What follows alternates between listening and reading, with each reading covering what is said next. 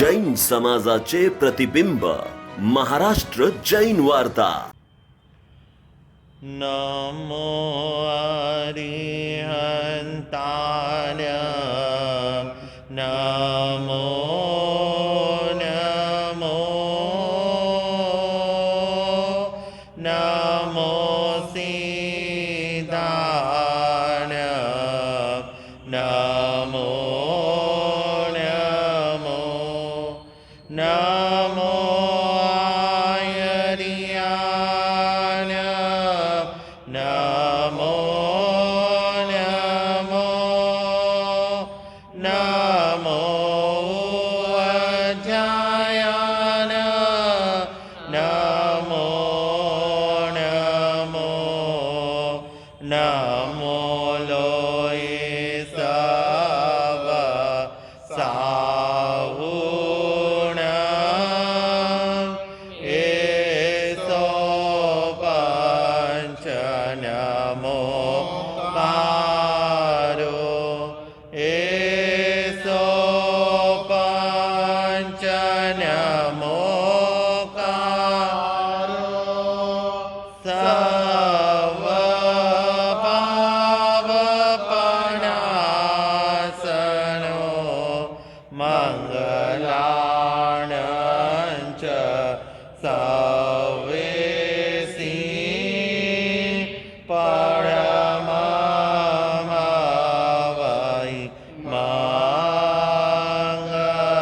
मंगलम् मंगलाणं च सवेसी परममवै मंगलम् धम्मो मंगलमुखिता अहिंसा संयमतो देवावितं नमं सन्ति जस धम्मे संयमनो। ओम सद्गुरुनाथाय नमः। लाखों जिनके है उपकार, लाखों जिनके है उपकार, उनको वंदन बारंबार, उनको वंदन बारंबार। मिलती जहाँ पर शांति अपार, मिलती जहाँ पर शांति अपार, उनको वंदन बारंबार, उनको वंदन बारंबार। श्रमण संग की शान है, गणेश मिश्री भगवान है, प्रभा प्रकाश गुरनी महान है, कर दी नैया पार है। श्रुताक्षर के आप आधार, श्रुताक्षर के आप आधार, उनको वंदन बारंबार, उनको वंदन बारंबार। शंकर श्रमण भगवान महावीर स्वामी की सदाकाल जय विजय हो। प्रभु परमात्मा महावीर स्वामी की सदाकाल जय विजय हो। परम आराध्य, परम वंदनीय, परम पूजनीय, प्राप्त स्मरणीय मन मंदिर के देवता, श्रद्धा के केंद्र बिंदु, कर्नाटक गज के श्री घोर तपस्वी खद्दरधारी गोरक्षक परम पूज्य गुरुदेव, राष्ट्र संत आचार्य भगवान, ज्ञानी ध्यानी तपस्वी समस्त दिव्य भव्य आत्माओं के चरणों में हम सबकी भावपूर्ण श्रद्धापूर्ण कोटिश वंदन नमस्कार। मेरे संयमी जीवन के सहयोगी, विद्याभिलाषी, सेवाभावी, तपस्वी, जिनका आज दीक्षा दिवस है, ऐसे हमारे अक्षर मुनि जी, नव दीक्षित अबीर मुनि जी, नव दीक्षित मधुर मुनि जी आदि संतों का अभिनंदन। गुरु गणेश आनंद दरबार में पर्वादिराज पविशन महापर्व का आज का 6वां दिवस और इस सूर्य उदय के साथ में वीर प्रवचन माला का आज का जो संदेश है, मेरा जीवन सुगंधित बने, इस वितराग वाणी को श्रवण करने के लिए अपने घर में अपने परिवार के सदस्यों के साथ में बैठकर उस वितराग वाणी को श्रवण कर रहे हैं, उन सभी धर्म जिज्ञासु श्रद्धावान माताओं, पिताओं, भाइयों और बहनों, प्रभु परमात्मा महावीर ने हमें यह सुंदर अवसर प्रदान कराया गया। एक एक दिन, एक एक क्षण, एक एक पल हमारे बीतते चले गए। ज्ञान, दर्शन, चारित्र, तप, संयम और साधना, आराधना करते हुए आज का 6वां सूर्योदय हो गया। शास्त्र की आराधना एक जीवन को नई प्रेरणा, नया संदेश, नया संकेत कराता है और वह अंतगढ़ सूत्र एक महत्वपूर्ण शास्त्र कहलाया गया, महत्वपूर्ण संदेश कहलाया गया। उन 90 महापुरुषों ने अपना जीवन कितना सुंदर बनाया, कितना दिव्य बनाया, कितना भव्य बनाया और मोक्ष के अधिकारी बन गए, सिद्धत्व पद को प्राप्त कर लिया, सिद्ध शिला के ऊपर पहुंच गए और वह सुगंध, वह आनंद, वह सौरभ इस लोक के अंदर ही नहीं, तीनों लोक के अंदर छा गई है और वह आज हमें महसूस हो रही है। इन पर्वराज पविशन के द्वारा हम उन महापुरुषों को याद किया जाता है, उन महापुरुषों का गुणानुवाद किया जाता है और वह गुणानुवाद के द्वारा हम हमारे अनंत कर्मों की निर्जरा करते हैं, दुर्दशा को दूर करते हैं, दुर्गंध को दूर करते हैं, दुर्विचार को दूर करते हैं और दुर्भाव को हम दूर करते हैं। जब सदगति की ओर अगर हमें बढ़ना है तो ये जिनवाणी, यह आगम वाणी, ये परमात्मा की वाणी हमें सचेत करती है और ऐसे साधना की सुगंध जगह जगह पर पहुंच जाती है और वह ऑटोमेटिक पूर्ण वातावरण ही नहीं, हमारी अंतरात्मा भी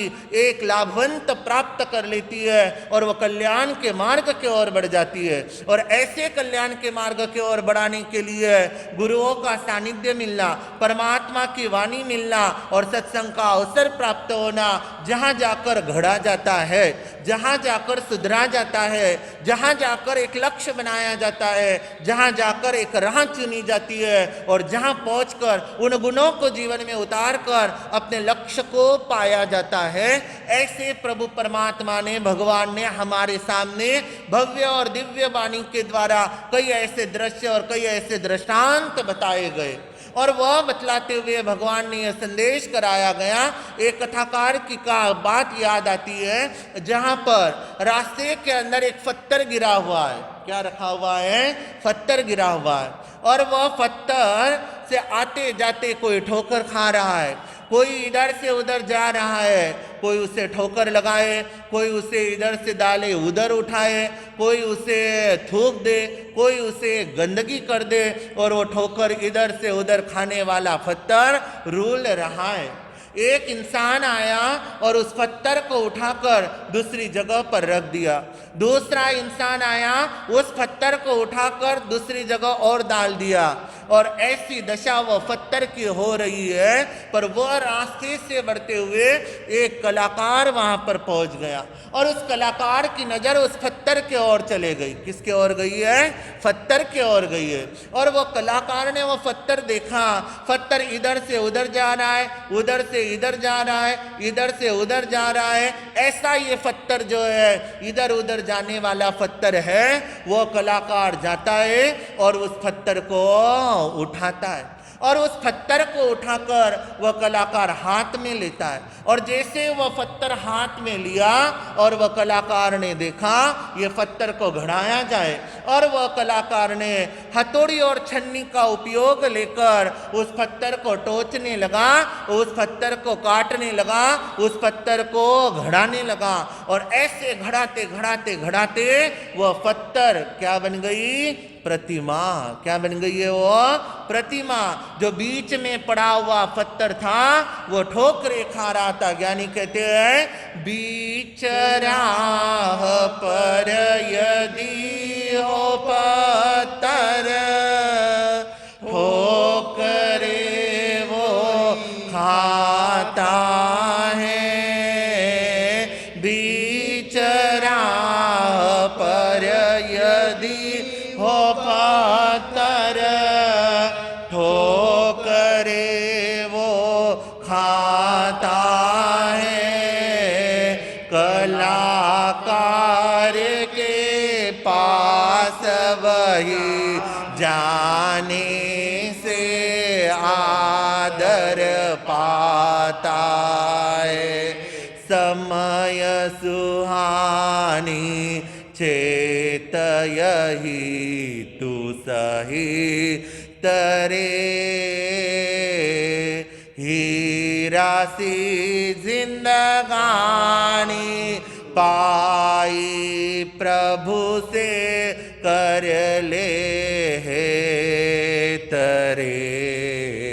प्रभु से कर ले है तरे। कितनी सुंदर बात ज्ञानियों ने हमारे सामने रखी है। बीच राह में यदि वो पत्थर ठोकरे वो खाता है। कलाकार के पास जाने से वो ही आदर पाता है। वो ही क्या पाता है? आदर पाता है। और वो आदर पा लेता है, सम्मान पा लेता है। किसके पास जाने से पाता है? कलाकार के पास। और वो कलाकार के पास जाने से वह आदर और सम्मान पाता है। और वो पत्थर प्रतिमा बन जाती है। वो पत्थर प्रतिमा बन जाती है। और ऐसी प्रतिमा जहां के सामने जाकर सबका शीश झुक जाता है, वह पद पा लेता है। यही बात परमात्मा और भगवान हमें कह रहे हैं। यही बात भगवान हमें संदेश करा रहे हैं। हम ठोकरे खाते आ गए हैं, भव भव हम घूमते आ गए हैं, दर दर हमने कष्ट सहते आ गए हैं। और कई जन्म हमने लिए और कई मरण को हमने पाया। पुनरपि जन्म पुनरपि मरण ये बार बार हुआ है, बार बार करते आए हैं। इसलिए परवादिराज पयुषण आए हैं हमें चेताने के लिए, हमें जगाने के लिए, हमें जागृत कराने के लिए। और आज का जो विषय है एक प्रतिमा बनाने वाला विषय है, एक महान बनने वाला विषय है। और ऐसा विषय जो कहलाया गया वह है मेरा जीवन सुगंधित बने। क्या बने? मेरा जीवन सुगंधित बने। और सुगंधित जीवन जीने के लिए क्या किया जाए? यहाँ इस विषय में दो बातें बताई हुई है। एक बात बताई है जीवन और दूसरी बात बताई है सुगंधित। जीवन को सुगंधित बनाना। और पहली बात जो बताई है जीवन। जीवन किस तरह का है?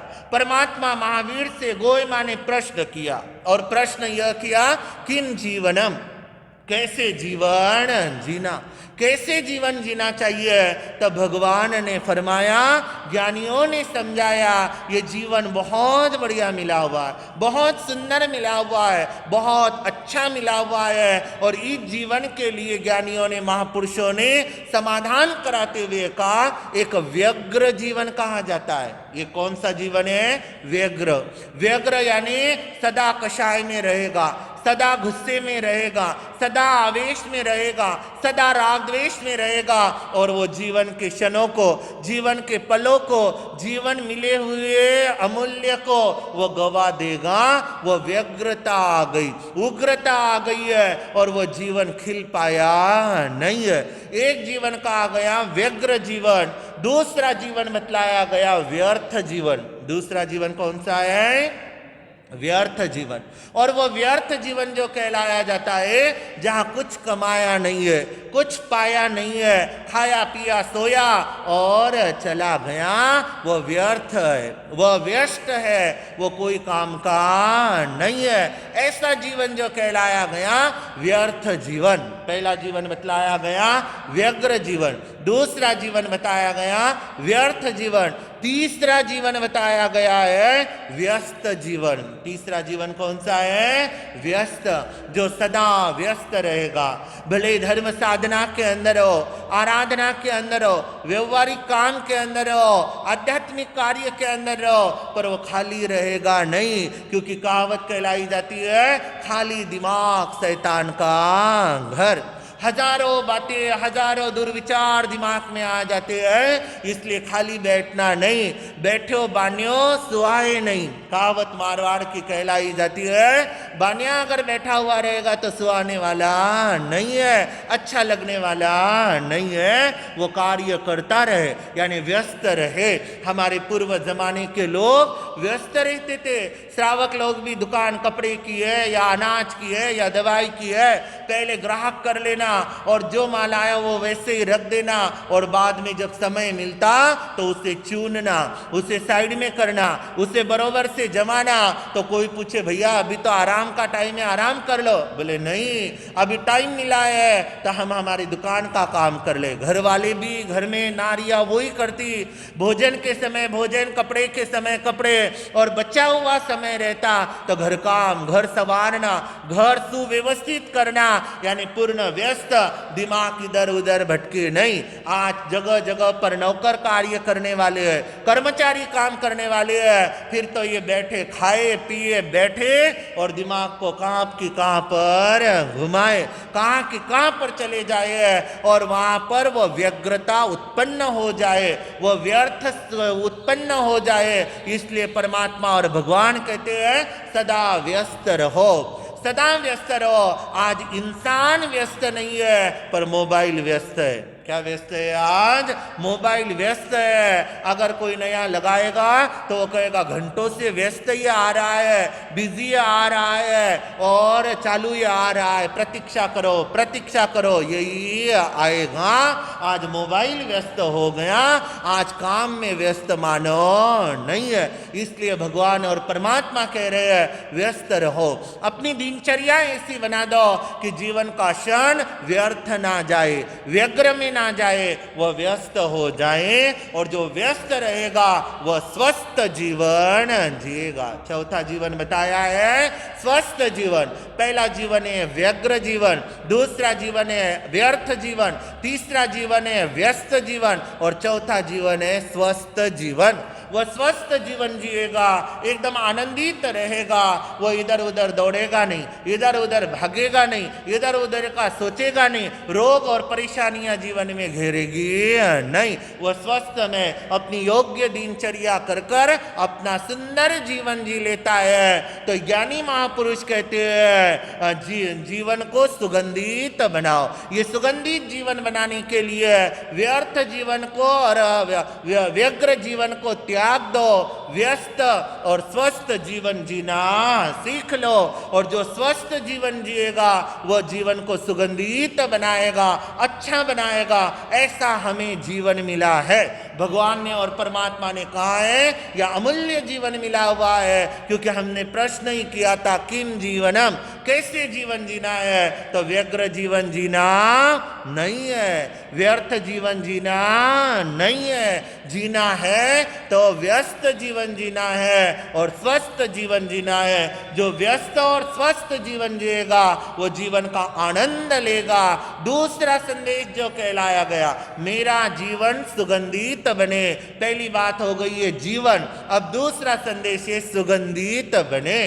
बीज बोया जाता है, वृक्ष आता है, फिर पत्ते आते हैं और फिर फूल लगते हैं, और वो फूल की सुगंध 28 दिशाओं के अंदर पहुंच जाती है। और वो पहुंचती कैसे है, सुगंध कैसे पहुंच जाती है? और जहां एक फूल आ जाता है, एक सुगंध आ जाती है, वहां से दुर्गंध निकल जाती है, वहां से दुर्गंध चले जाती है। और वो सुगंधित जीवन बनाने के लिए, यादगार में जीवन बनाने के लिए ज्ञानियों ने फरमाया है मेरा जीवन अगर सुगंधित बनना है तो कुछ आयाम, कुछ सूत्र अपने जीवन के अंदर उतार लो। और वहां जीवन सुगंधित बनाने के लिए पहली बात बताई है रूप में शीलता चाहिए। रूप में क्या चाहिए? शीलता। शीलता यानी सदाचार। रूप बहुत बढ़िया मिला, पुनवानी से मिल गया, सौंदर्य मिल गया, और ये इंद्रियां मिल गई, ये देह मिल गया, पर इसके अंदर सदाचार चाहिए। सदाचार अगर नहीं रहेगा तो ये जीवन सुगंधित बनेगा नहीं। दुराचार से अगर भरा हुआ रहेगा, व्यभिचार से अगर भरा हुआ रहेगा, अत्याचार से अगर भरा हुआ रहेगा, तो जीवन की दुर्दशा ही होने वाली है। सद्दशा अगर करना है, जीवन को सुगंधित अगर बनाना है, तो सदाचार आना जरूरी है। सदाचार के द्वारा इंसान पूजा जाता है, सदाचार के द्वारा महान बन जाता है। याद करो, वो सीता को, अंजना को, सुभद्रा को एक से एक ऐसी महासतियां होकर गई है, एक से एक ऐसे साधक होकर गए हैं जिन्होंने अपना जीवन ऐसा सुगंधित बनाया। कितना सौंदर्य मिला, पर शीलवान रहे, सदाचारी रहे, दृढ़ बनकर रहे, और अपने वह सुगंध आज तक फैल रही है और चले गए हैं। ऐसे साधक आत्माओं ने कहा है रूप में शीलता चाहिए। दूसरा संदेश जीवन सुगंधित बनाने के लिए कहा है रुपये में उदारता चाहिए। क्या चाहिए? उदारता। रुपया मिलना, पैसा मिलना, धन मिलना, यह भी एक पुण्यवानी कहलाई जाती है, पर इसके अंदर उदारता आना चाहिए। पुण्यवानी से धन मिल जाएगा, व्यापार अच्छा चल जाएगा, 2 की चीज 8 में भी बिक जाएगी, पर उसके अंदर उदारता भी आना चाहिए। ये मन में भाव आना चाहिए। पुण्यवानी से धन मिला है, हमारे आराध्य गुरुदेव बार बार फरमाते हैं 10% दान होना चाहिए। जितना भी आप कमाओ उसमें से 10% दान निकलना चाहिए। दान अगर दिया जाता है तो लक्ष्मी दिन दुगनी रात चौगनी बढ़ती है। दान दिया लक्ष्मी बढ़े, कह गए दास कबीर। कबीर दास जी का वाक्य है, भले जीव दया के अंदर दो, ज्ञानशाला के अंदर दो, मानव सेवा के अंदर दो, पर वो दान के अंदर अगर जुड़ेगा तो लक्ष्मी को बढ़ाएगा, रुपये को बढ़ाएगा। और देते समय आदर के भाव, सम्मान के भाव, बहुमान के भाव, मधुरता के भाव, तो वो दिया हुआ दान हमें मोक्ष का द्वार खोलेगा। मुक्ति रा मार्ग में दान सब सुपहलो, मुक्ति रा मार्ग में दान सब सुपहलो। लावो ले लो रे, लावो ले लो रे, यो अवसर आयो अनमोलो, अनमोलो। मुक्ति रा मार्ग में दान सब सुपहलो, मुक्ति रा मार्ग में दान सब सुपहलो। और वह मुक्ति के मार्ग की ओर बढ़ने वाला दान सबसे पहला कहलाया गया, पहला महत्वपूर्ण बतलाया गया है रुपये में उदारता हो। और रुपये में अगर उदारता आ जाएगी तो मुक्ति की ओर बढ़ेगा। श्रावक के जेब में दाम चाहिए और साधु के कंठ में ज्ञान चाहिए। हमारे गुरुनी जी महाराज साहब फरमाते और आदेश संदेश देते बार बार, महाराज साहब श्रावक के जेब में रहेगा दाम और साधु के कंठ में रहेगा दाम, तो सारी दुनिया करेगी सलाम। क्या करेगी? सलाम। अगर दाम श्रावक के पास नहीं तो पूछने वाला कोई नहीं, और ज्ञान साधु के पास नहीं तो नमने वाला कोई नहीं। तो ये उदारता आ जाए। ज्ञान देने की भी उदारता आनी चाहिए और दान देने की भी उदारता आनी चाहिए। वो उदारता के द्वारा ही जीवन सुगंधित बनता है। तो जीवन सुगंधित बनाने का पहला संदेश कहलाया गया है रूप में शीलता चाहिए। दूसरा संदेश बताया गया है रुपये में उदारता चाहिए। और तीसरा संदेश बताया है रुबाब में नम्रता चाहिए। क्या चाहिए? नम्रता। रुबाब में नम्रता चाहिए। वह नम्रता का गुण अगर आ जाएगा, अहंकार अगर निकल जाएगा, तो उसकी सुगंध चारों ओर फैल जाएगी, चारों ओर महक जाएगी। और नम्रवान को सारे याद करते हैं, नम्रवान के सारे गुण गाते हैं। आज गौतम स्वामी को क्यों याद करते हैं? 36,000 प्रश्न पूछे और एक प्रश्न की 6 वंदना, छह वंदना करते आज इतना विनय जीवन के अंदर आया, इतनी नम्रता जीवन में आई, इतना झुकना जीवन में आया, तो आज उन्हें 28 लब्धियों का धनी कहलाए जाते हैं, 14 पूर्व के ज्ञाता कहलाए जाते हैं और उनके आज जयंती भी मनाते हैं और गुणगान भी गाते हैं। ऐसे महान आत्माओं को हम नमन करते हैं तो मेरा जीवन सुगंधित बने। सुगंधित जीवन बनाने के लिए यह मौका पर्वादिरात पोषण महापर्व दे रहा है। कल हमने पंचम दिवस पर देखा था भगवान महावीर का जन्म कल्याणक दिवस मनाया जाता है और परमात्मा के कितने गुण गाए जाते हैं, कितना गुणानुवाद किया जाता है। आज भगवान नहीं है पर उनके जीवन के गुण आज जगह जगह कण कण के अंदर फैले हुए हैं और आराध्य से याद किया जाता है। ऐसे वे महान आत्माओं का जीवन सुगंधित बना, हमारा भी जीवन सुगंधित बने। हर चीज के अंदर नशा है, हमें पीना नहीं आया। हर चीज के अंदर नशा है, हमें पीना नहीं आया। जिंदगी खूबसूरत है, हमें जीना नहीं आया। जिंदगी खूबसूरत है, हमें जीना नहीं आया। हर चीज में नशा है पर हमें पीना नहीं आया। जिंदगी खूबसूरत है पर हमें जीना नहीं आया। जीना आ जाए, वो जीना आएगा कहाँ से?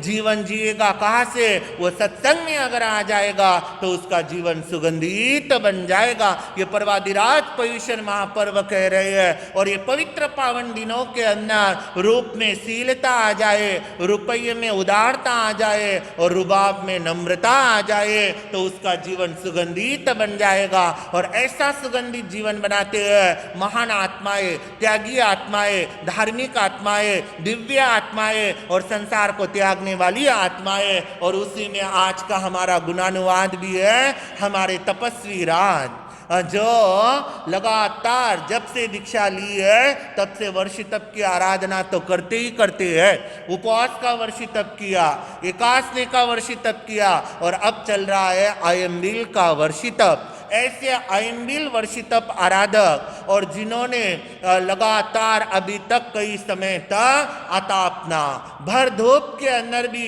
छत पर जाकर आंखों के ऊपर पट्टी बांधकर और ध्यान में बैठ जाना और वो साधना आराधना करना, जो दादा गुरुदेव, जो इनके दादा गुरुदेव और मेरे गुरुदेव परम पूज्य मिश्रीलाल जी महाराज साहब अतापना तप की साधना करते हैं। ऐसी अतापना तप की साधना करीबन 18-19 महीने होते आ गए, लगातार आपकी चलती रही। ऐसे हमारे अक्षर मुनि जी का आज जो 10वां दीक्षा दिवस है और ये दीक्षा दिवस जो है संयम अंगीकार करना, चारित्र अंगीकार करना, यह पुण्यवान भाग्यवान वो माता रहती है जिसके रत्न कुक्षी कहलाई जाती है। जिसे क्या कहलाया जाता है? रत्न कुक्षी। ऐसे रत्न को जन्म दिया गया, यह हमारे आगमकार कहते हैं। खिंवस्त्रा परिवार के कुल दीपक है, पारसमल जी के सुपुत्र है और प्रेम लता बाई के ये लाल है। ऐसे ये लाल जहाँ पर अपना बाल्य अवस्था से ही सदगुरुनाथ के प्रति और गुरु माता के प्रति पूर्ण परिवार की इतनी श्रद्धा, इतनी भक्ति और इतना समर्पण और लगातार पूर्व 11 वर्ष से इन्हें वैराग्य था। 11 वर्ष तक वैराग्य की इनकी परीक्षा ली गई और वैराग्य परीक्षा के अंदर ऐसे निपुण हुए। 2007 में पुनः सादरी में चातुर्मास था, आज्ञा कराना था, उस समय आज्ञा नहीं दे रहे थे तो आप श्री ने 37 उपवास किए, उपवास में लोच किया, तब परिवार वालों ने आज्ञा की, दीक्षा की आज्ञा की परमिशन दी। और वह दीक्षा आज्ञा करमाला के अंदर गुरु गणेश दिव्य रत्न गोपालन संस्था जहां पर चलती है, उस करमाला क्षेत्र के अंदर इनका आज्ञा पत्र हुआ। उसके बाद भी परिवार वालों ने परीक्षा ली है। 2007, 8, 9, 10 आने तक परीक्षा के अंदर बढ़ते रहे। उपवास का वर्षी तप चालू किया और कह दिया मैं विजय लगाऊंगा नहीं, और साल भर तक वर्षी तप किया पर ना घी, ना तेल, ना दूध, ना शक्कर, बिना साध आइंबिल के जैसे आहार करना और वो पारना करना और दूसरे दिन उपवास करना। और वही 2011 का साल आया। और 2011 के अंदर आप श्री जो तेला करने के लिए जालना गए और जालना में हमारे गुरु माता का चतुर्मास चल रहा था और वहाँ पर तेला किया और पारने में लुखा सुखा लेकर बैठे। उकाली में भी घी नहीं है, दूध नहीं है, सिर्फ पानी में डालकर उकाल कर लिया।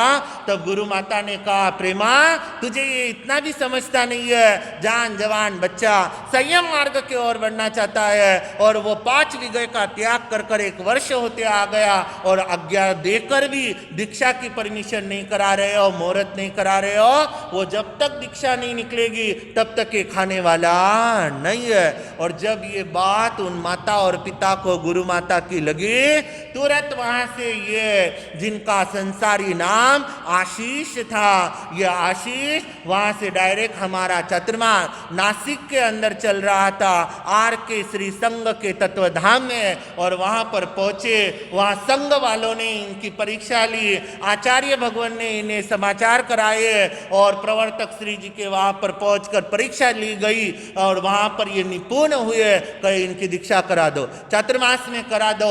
कई विघ्न आए, कई संकट आए, पर सदगुरुनाथ का आशीर्वाद, गुरु माता की कृपा और ऐसी बरसी कि 20 अगस्त को 2011 के अंदर इन्होंने संयम अंगीकार किया और वो संयम अंगीकार नासिक के अंदर बहुत बड़े जलसे के साथ में बहुत सारे साधु संत जहां पर विराजमान थे, उन सारे उपस्थितियों के अंदर ऐसी संयम को अंगीकार करने का दिन आज का है। आज चारित्र दिवस है, आज संयमी दिवस है और तब से दीक्षा लेते ही आपने 15 उपवास चालू किए। बस इनका एक संकल्प पक्का था, मैं दीक्षा लूंगा तो मैं श्रुत मुनि जी के पास ही लूंगा। परिवार वाले कई संतों के पास ले गए, बड़े बड़े संतों के पास ले गए, पर उनके मन के अंदर वह समर्पण, मन के अंदर वह श्रद्धा, मन के अंदर वह विश्वास, लूंगा तो इसी दर पर और इसी चरणों में लूंगा। और ये संकल्प अगर बुलंद है तो भगवान भी झुक जाते हैं। देवा वित्तम नमम संति, आपका ऐसा संकल्प पक्का रहा और आपने एक कुली नहीं, कहा जाता है एक दीक्षा परिवार से होती है तो 42 कुल उज्जवल हो जाती है। जिन शासन का सिरताज मिल जाता है, वो पाठ मिल जाता है और वो पाठ दिपाते हैं। ये तपस्वी की गादी है और इस तपस्वी के गादी के ऊपर तपस्वी आए हैं। इनकी माँ ने तपस्वी की घुट्टी पिलाई है, क्योंकि स्वयं भी तपस्वी है तो पुत्र भी तपस्वी है। और जब से दीक्षा ली है, हर साल मेरे जन्म दिवस के ऊपर आपका मास खमन का ऊपर का तप रहता है। 31, 32, 34, 35, 38, 40, 41, 42, ये सारे इनके तप हो गए हैं। तप के अंदर सतत जुड़े हुए रहते हुए कहे, गुरुदेव मने खुल्लो मुंडो नहीं भावे, कहीं ना कहीं तपस्या चाहिए। और तप में जीवन बनाया, साथ में ज्ञान में जीवन बनाया। दीक्षा लेने के लिए जब निकले थे, प्रतिक्रमण 25 बोल 10 कालिक सूत्र के 4 अध्ययन पुच्ची सुनम यही आता, पर उसके बाद ऐसे उसके अंदर थोड़ी जिम्मेदारी पड़ी और उस जिम्मेदारी के साथ में भी ज्ञान ऐसा प्राप्त किया, शास्त्र अध्ययन किया। आज दीपावली को उत्तराधान संभालना, प्रदूषण में अंतगढ़ खड़खड़ पढ़ना, अर्थ सही, ये सारा कंठस्थ के ओर बढ़ गए और सतत स्वाध्याय के अंदर, सतत ठोकड़ों के अंदर और सतत प्रवचन लिखाई के अंदर। और आपने लिखते लिखते 10 किताबों का संकलन भी कर दिया, बच्चों के लिए, ठोकड़ों के लिए, स्वाध्याय के लिए और प्रवचन वालों के लिए 10 किताबों का संकलन भी आपके ओर से बन गया। ज्ञान के अंदर जुड़े, तप के अंदर जुड़े, विशेष रूप से वयावत सेवा, सेवा ये सबसे बड़ा धर्म है और उस सेवा के अंदर भी आप जुड़ गए। ऐसे सेवा में जुड़े, तन मन से सेवा करते हैं, बड़े रहे या छोटे रहे। या हमारे दोनों नव दीक्षित है, इनका भी अनुभव लेना कि ऐसी सेवा करते कि छोटे हैं तो मैं नहीं करूं और बड़ों की करूं, ऐसे नहीं। सबकी सेवाओं के अंदर कोई आ जाए, सेवा धर्म ऐसा अपनाया। गोचरी लाना, पानी लाना, आसन लगाना, ये सारा कार्य करना। सेवा करना कोई सहज बात नहीं है। मैं कई बार डांट देता हूँ, बोल देता हूँ, टाइम पर नहीं आया तो चिढ़ देता हूँ, पर खमत खामना मिच्छामी दुक्कड़म गुरुदेव, जल्दी लेकर आओ। बैठे जगह पर पानी की पात्री ला कर देना। मेरे गुरुनी जी महाराज साहब कहते श्रुत मुनि आप पुण्यवानी है, और सही में गुरु माता ने आशीर्वाद दिया मेरी पुण्यवानी है। ऐसे शिष्य हमें प्राप्त हुए, सेवा के अंदर भी तत्पर्य है और साथ में सतत उत्साह, नए नए कार्य लेने का। महाराज साहब इस विषय पर प्रवचन दो, ये जाप की आराधना कराओ, आप अच्छी तरह से कराओगे, और ये सपोर्ट करना, उत्साह देना, सहयोग देना। और दक्षिण भारत की यात्रा के लिए हम निकले तो 5 साल तक हमारे उधर चातुर्मास हुए और अगले भी हमारा है, पर इनका वो हिम्मत, हम जाएंगे, हम उधर भी विचर कर आएंगे, नए नए क्षेत्रों में गुरुदेव का जागरूकता वापिस से कराएंगे।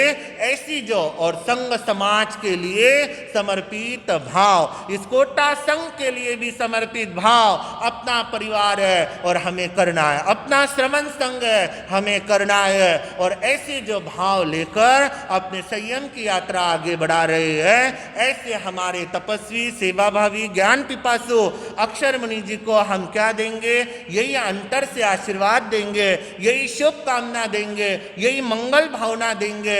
आपके जीवन में ज्ञान, दर्शन, चारित्र और तप की दिन दुगनी रात चौगुनी उन्नति हो, प्रगति हो।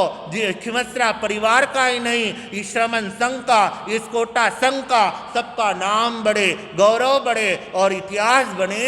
आपका जीवन आनंदमय बने, मंगलमय बने, स्वस्थ में बने, और जितनी हिम्मत आपको है और आपकी हिम्मत बढ़े, क्योंकि मैं कमजोर हो जाता हूँ पर हमारे अक्षर मुनि जी हिम्मत देते हैं। महाराज साहब डरना नहीं, महाराज साहब आप आगे, हम आपके पीछे, हर काम के लिए मुझे जागरूक कराते हैं। ऐसे सहयोगी शिष्यों का मिलना, ऐसे विनय शिष्यों का मिलना, ये एक पुण्यवानी है, हृदय भर आता है। ऐसे शिष्यों का जब गुणगान गाते हैं और बोलते हैं, क्योंकि ये 10 साल से देख रहा हूँ, 10 दिन 10 महीने से नहीं, 10 साल हो गए हैं। वही समर्पण और वही श्रद्धा आपके ऐसी बढ़ती रहे, हमारे पूरे परिवार के लिए आपकी बढ़ती रहे, और यह संग चमकता रहे।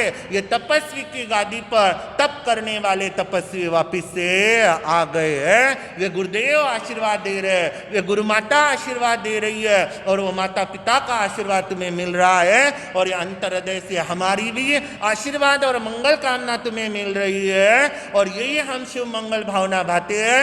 आप खूब स्वस्थ रहे, मस्त रहे, और खूब जिन शासन की प्रभावना करे, यही वीर प्रभु से प्रार्थना करते हुए कहते हैं, संयम बधाई लो अभिनंदन, संयम साधक शतवंदन, संयम साधक शतवंदन हो।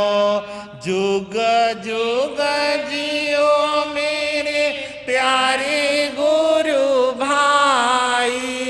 ये जो लाइन है यह हमारे अबीर मुनि जी, मधुर मुनि जी की ओर से अपने भाई महाराज साहब के लिए है। जुग जुग जियो मेरे प्यारे गुरु भाई, संयम साधना हो सुखदाई, संयम साधना हो सुखदाई। आबिर मधुर की यही मंगल भावना, संयम साधक शतवंदना, संयम साधक शतवंदना। और यह संयम साधक की ओर बढ़ने वाले, ये संयम आराधना में बढ़ने वाले ऐसे संयमी साधक का हम अनुमोदन कर रहे हैं, हम गुणानुवाद कर रहे हैं। और ऐसे संयमी साधक को हम एक आदर की, तप की, क्योंकि इनका इतना उग्र तप, इनकी इतनी उग्र साधना, इनकी इतनी आतापना, इस आतापना, साधना, आराधना, सेवा, वयावत, इन सारे गुणों को देखते हुए हम ये मंगल कामना, मंगल भावना करते हैं आप खूब आनंदित संयम की यात्रा बने। और यही शुभकामना देते हुए बार बार दिन ये आए, बार बार दिन ये आए, तुम जियो हजारों साल, ये मेरी है आरज़ू। हैप्पी दीक्षा दिन, हैप्पी दीक्षा दिन, हैप्पी दीक्षा दिन। बोलिए तपस्वी रत्नाक्षर मुनि जी महाराज साहब की। ये आया दीक्षा दिन बधाई लिए, ये आया दीक्षा दिन बधाई लिए। अक्षर मुनि चिर आयु रहे, ये आया दीक्षा दिन बधाई लिए, ये आया दीक्षा दिन बधाई लिए। दीक्षा दिन की हार्दिक हार्दिक बधाई। हम आपको यही शुभकामना और मंगल कामना करते हैं। और कई श्रावक श्राविकाओं के भी आपको शुभ मंगल कामनाएं आई है, और सभी की आपको शुभ मंगल कामनाएं प्रेषित करते हैं कि आपका जीवन खूब स्वस्थ, मस्त, आनंदित रहे। यह शुभ भावनाएं, यह शुभकामनाएं। दीक्षा दिन आया प्यारा, देते शुभ कामना। दीक्षा दिन आया प्यारा, देते शुभ कामना। जियो हजारों साल, जियो हजारों साल, यही शुभ भावना। दीक्षा दिन आया प्यारा, देते शुभ भावना। दीक्षा दिन आया प्यारा, देते शुभ कामना। दीक्षा दिन की हार्दिक हार्दिक शुभ मंगल भावना।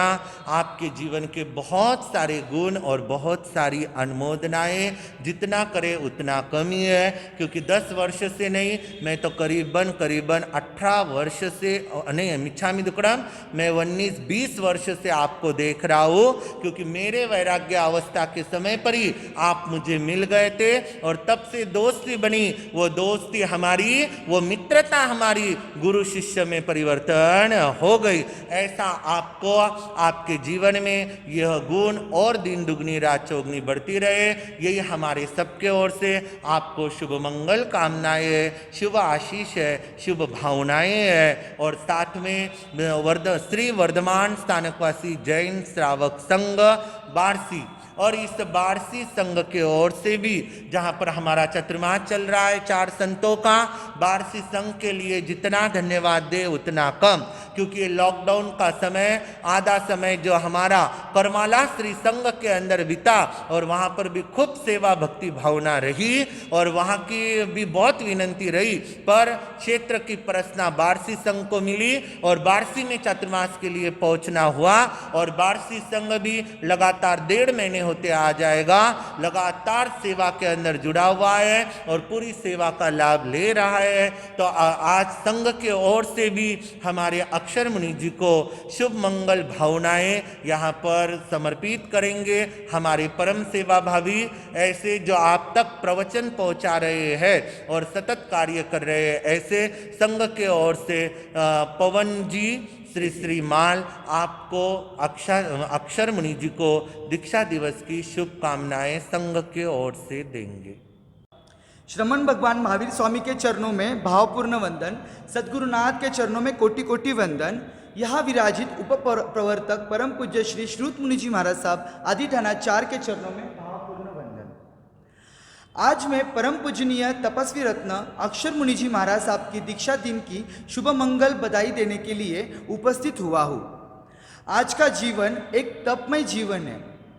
आप तप साधना के अंदर अग्रसर है। हमारा संपर्क इसी वर्ष आपके साथ में खूब निकट से आया और हमने देखा आपकी वर्ष तप की आराधना, स्वाध्याय की साधना और आपकी सेवा भावना। आप बहुत सुंदर रूप से, पक्के रूप से और हमें प्रेरणा भी देते हो।